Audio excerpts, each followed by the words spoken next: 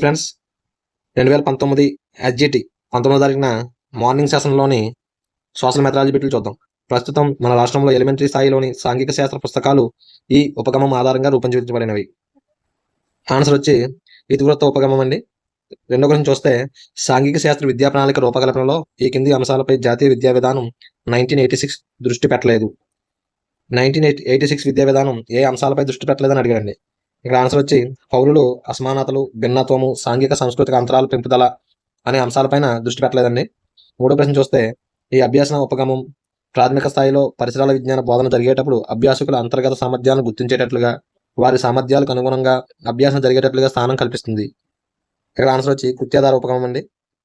అలాగే నాలుగో ప్రశ్న చూస్తే గ్రామీణ సమాజం అంటే అతి తక్కువ భౌగోళిక ప్రదేశంలో ఒకే రకమైన జీవన విధానాన్ని కలిగి నివసించే సమూహం అని పేర్కొన్నది ఎవరు? Answer A W green.